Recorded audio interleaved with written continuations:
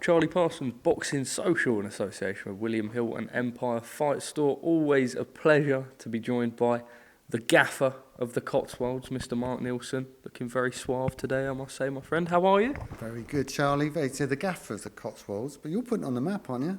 Parsons, the little. You can be the gaffer. I'll be the gaffer. You're the Cirencester rascal for putting us on the map. Yeah, I'm all good, Charlie. Always good to see you, mate. Always good to see you, Mark. Been a little while since we've last caught up. Much to report on?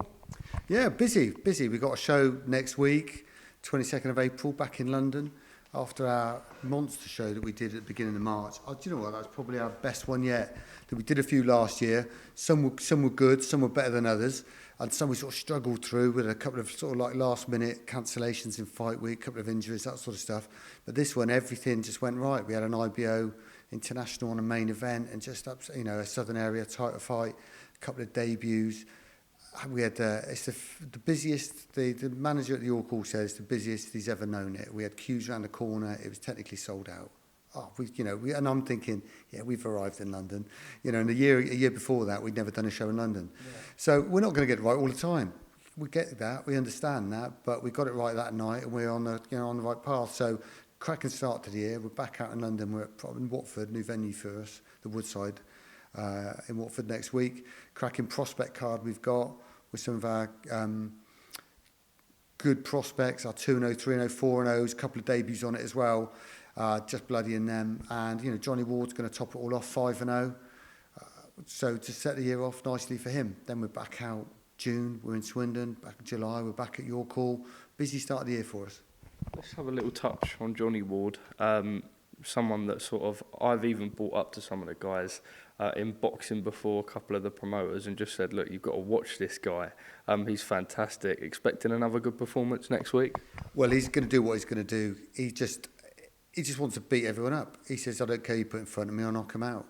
We'd love to get him some rounds because title fights are coming, and he's going to be doing 10 rounders. He hasn't gone past 4 yet, and he said, I'll do more rounds. He said, they can't. That's just the way. And we had him mandatory now for the Southern Area. William Webber had it. Oh, yeah, that was interesting. Yeah, William Webber had it. Jonny got made mandatory, so William Webber vacated.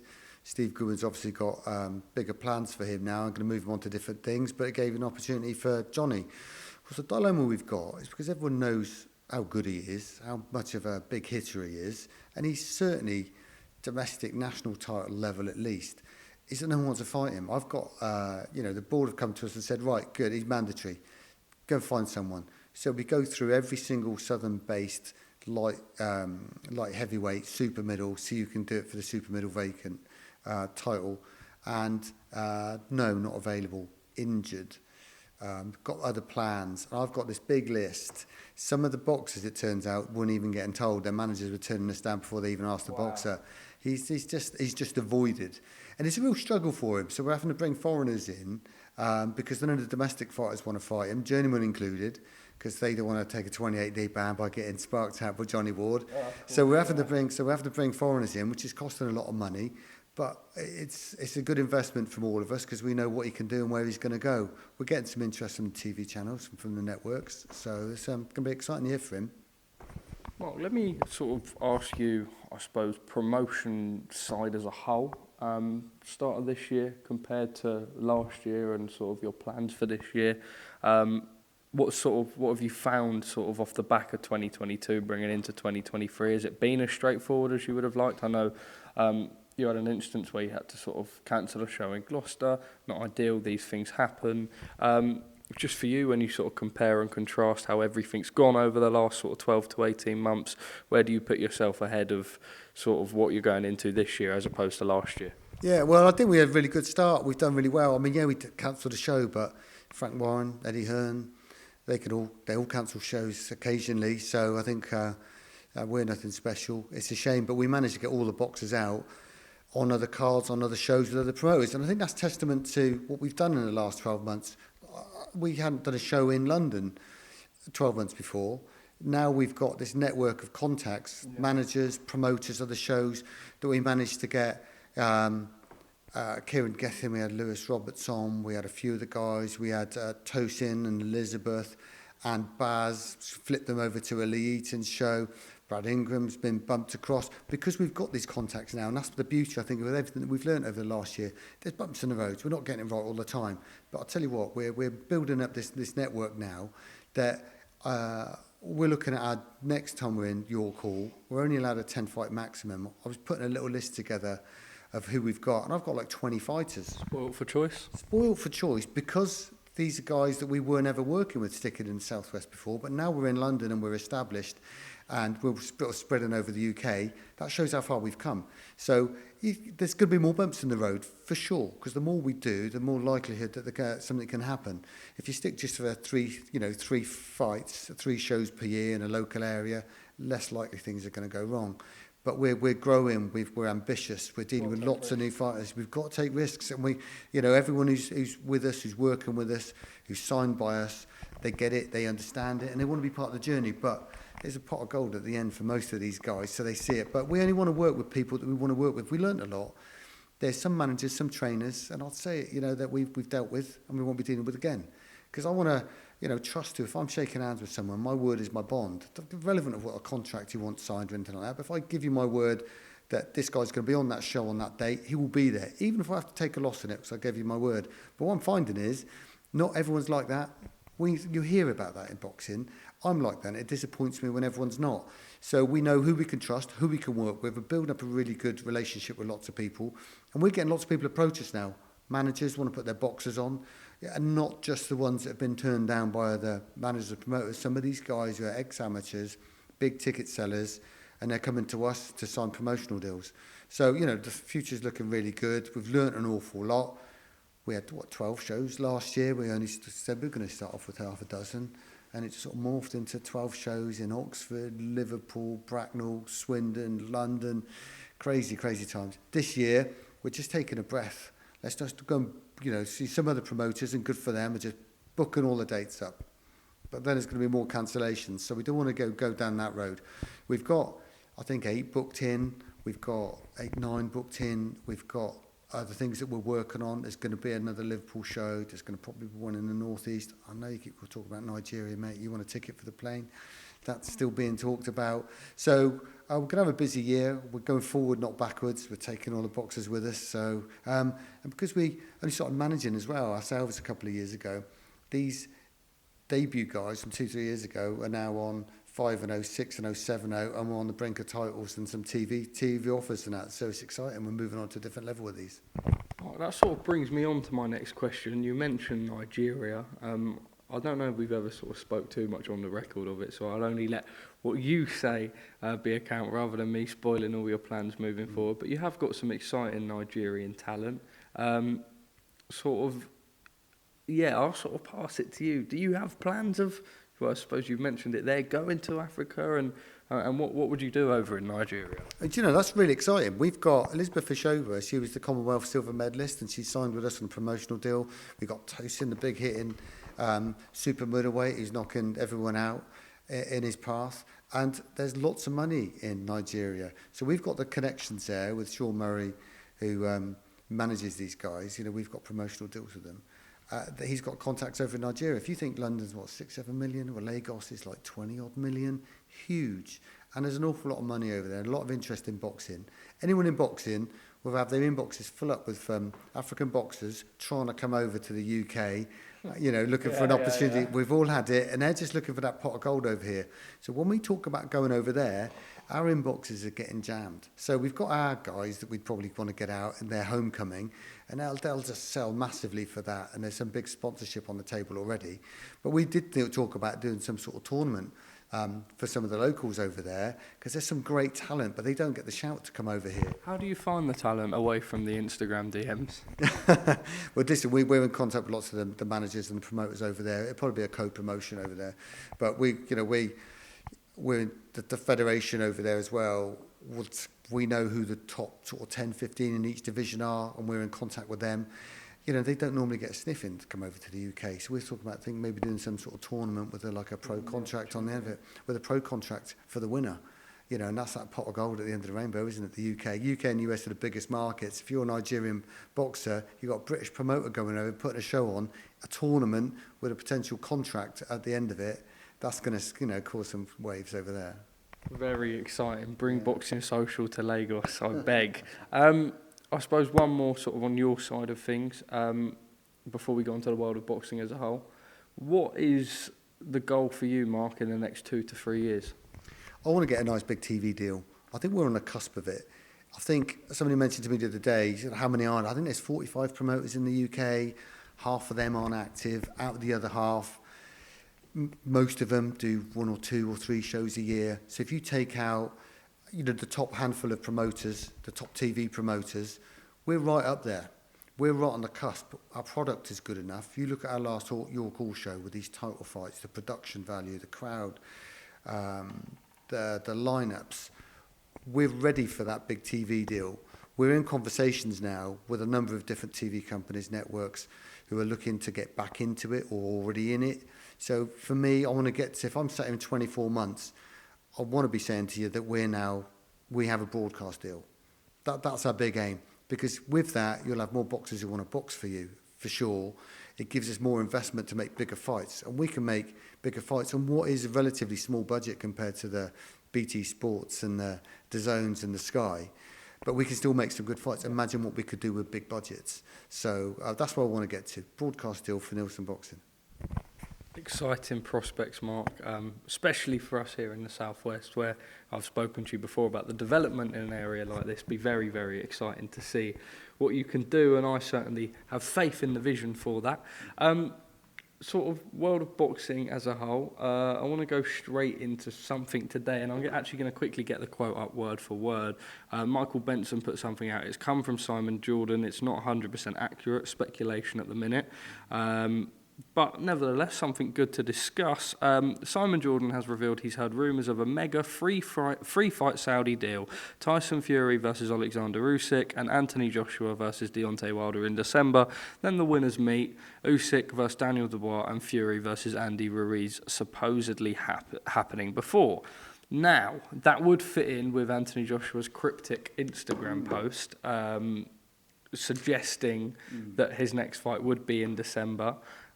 None of us have been able to speak to Eddie in that time, unfortunately, so we're not, really able to know whether there's any truth to this. But is that a prospect that excites you? Certainly, as me as a fighter fan, that excites me. That's the first I heard of it. When you reeled all that off, I thought, Christ, if they can get that over the line, that sounds brilliant.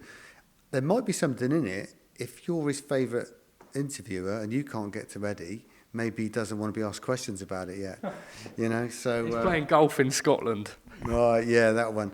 But it sounds a bit mouthful and prospect. It was a cryptic message from AJ because the word was he was going to be out in June, and then everyone was talking about Dillian White in June and a mega fight with Tyson Fury in the Middle East at the end of the year. So it was a bit cryptic, but then I also already heard and responded by sort of saying, no, watch your space, and very vague as well. Who knows? But those sort of names in the mix, I don't think it's done Tyson Fury any favours, has it? Really, this whole situation.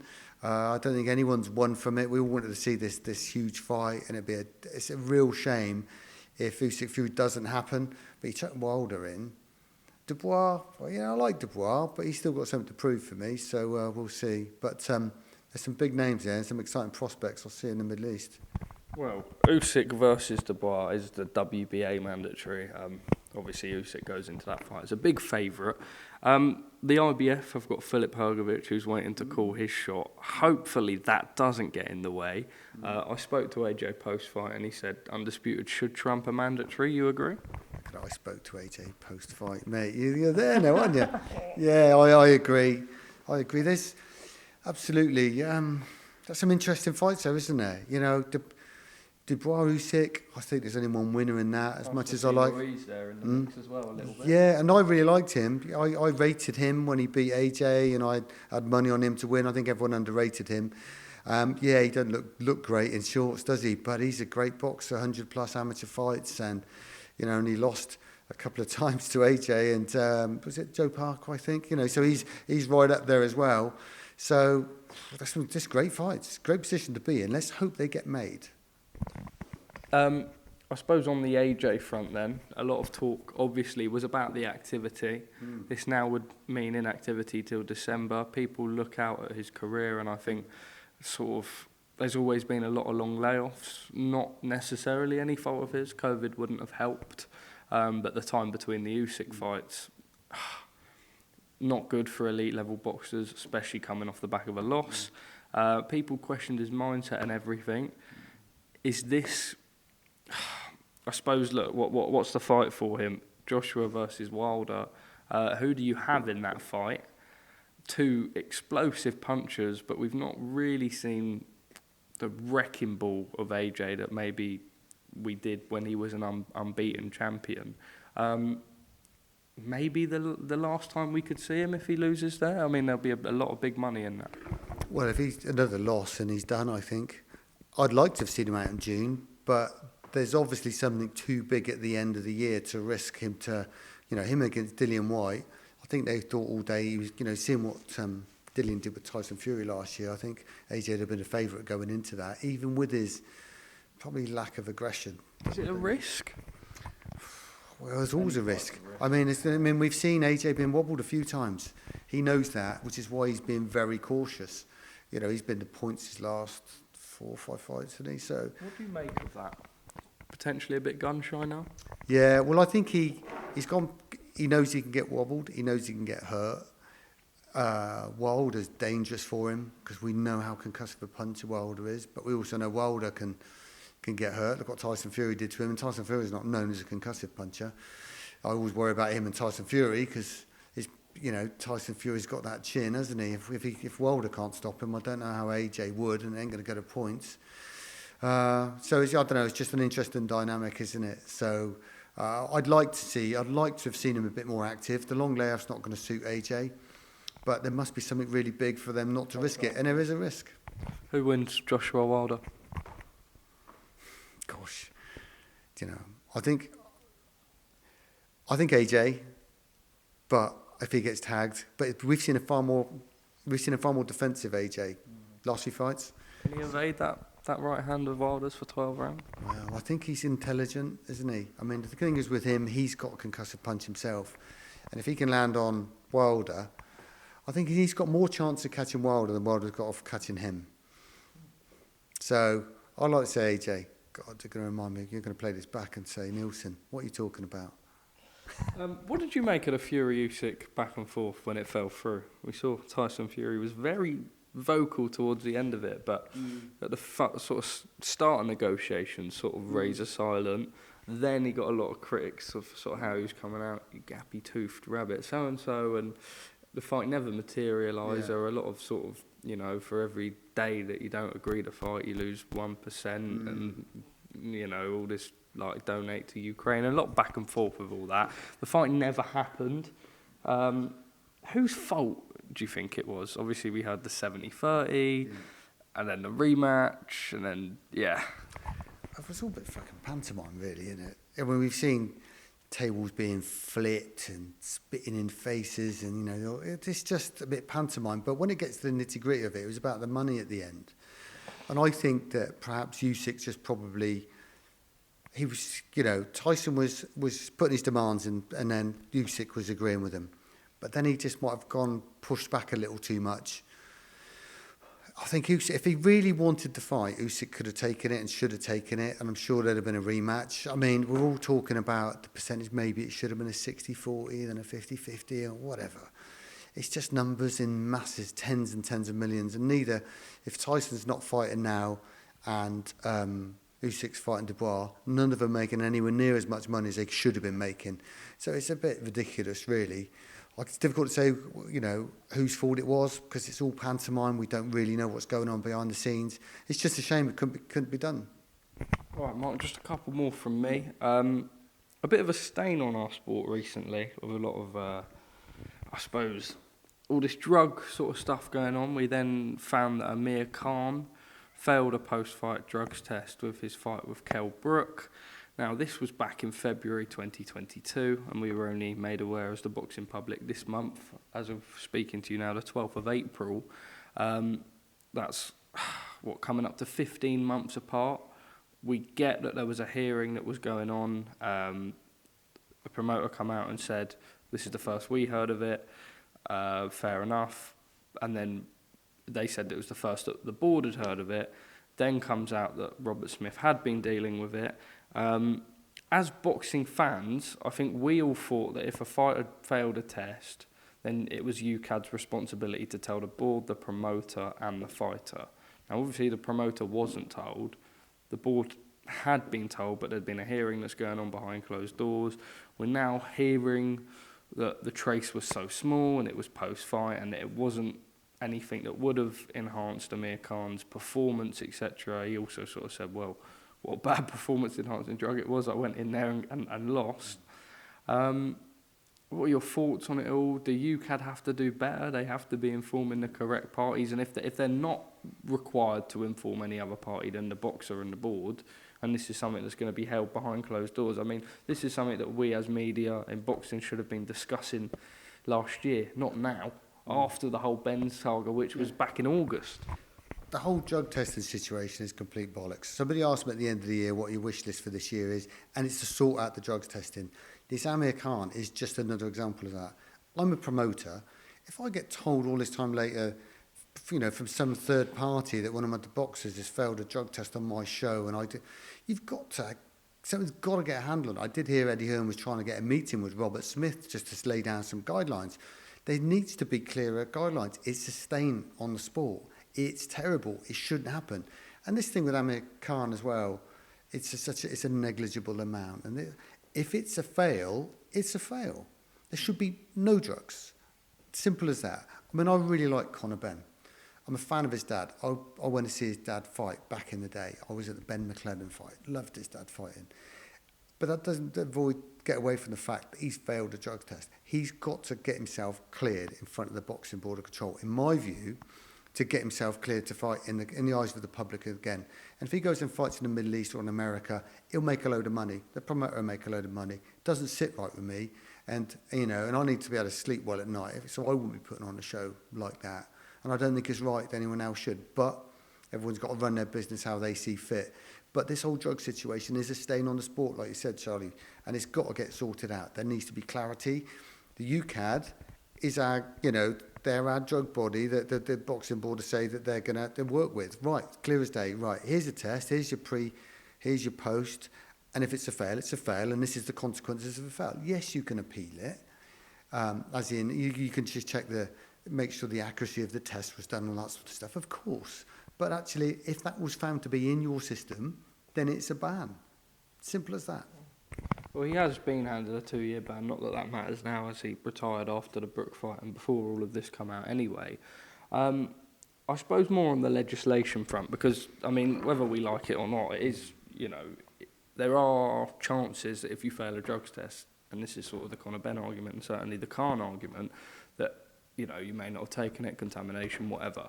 That out the window, the whole UKAD situation now, where we're hearing that they've only got to report to the fighter and the board, do you think they have a duty to inform promoters as well? I mean, we need clear and fair legislation, and I feel like at the minute, as fans, media, promoters, fighters, everyone's a little bit in the dark. Got to have a little bit of change somewhere. Absolutely. I think the promoter should be told. He should be in that mix. So theoretically then, somebody fails a test, the boxer knows, the managers know. They may choose not to make it public, is that right? Well, that's sort of what's happened. So therefore, I could then go and put a show on with a boxer who's failed a drug test that I didn't even know about. They'd have no duty to tell you. Yeah. They'd have no duty to tell me. It's not right. Of course it's not right. I can't see that happening in any other sport. They should have a duty of care to tell the manager and the promoter. The boxer, obviously, but the manager and the promoter.